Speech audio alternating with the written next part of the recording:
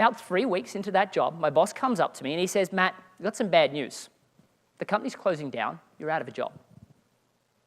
I worked there 3 weeks. Now I've got to look for a new job. And in Australia, for people that don't know Australia very well, it's summer and Christmas at the same time.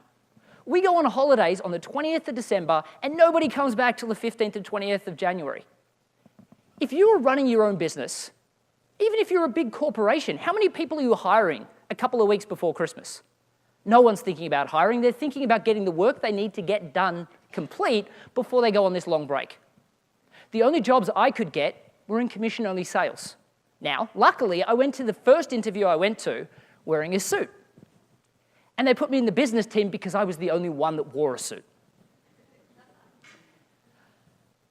Now, I was terrified of the whole process of selling. I didn't know whether I was going to be able to do it, but I did know I promised my father I would support myself. Now, my manager was really kind. He said, we just throw mud up against the wall and see what sticks. Sounds like a fun saying until you realize you're the mud, right? So after 5 days worth of product training and not a single second of sales training, I get thrown on this road. Now, this is called Sydney Road in Melbourne, Australia. There's over 1,000 doors on each side.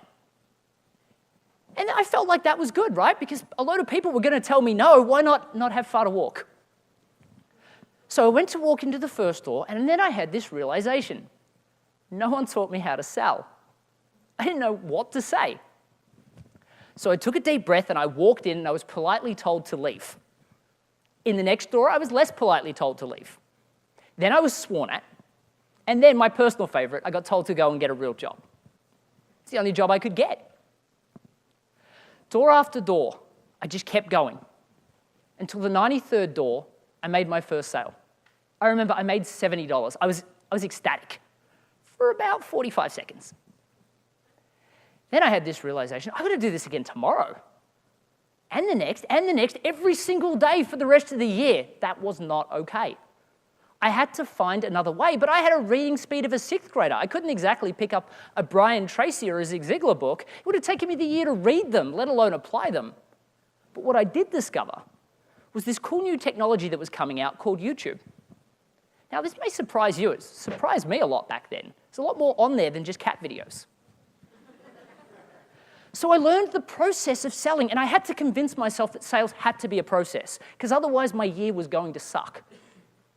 And then every day I got better at the next element, and the next element, and the next element of the sales process. Well, within the space of 6 weeks, the number of doors to a sale went down from 93, down to 72, down to 48, down to 30, down to 18, down to 7, down to 3. About 6 weeks into it, my manager pulls me into his office, and I thought I was in the world of trouble. He had this puzzled look on his face, and I'm like, oh, what have I done wrong? And he said, Matt, we're a little bit shocked by this, but I have to tell you, you're the #1 salesperson in the sales company, which just happened to be the #1 sales company in the Southern Hemisphere.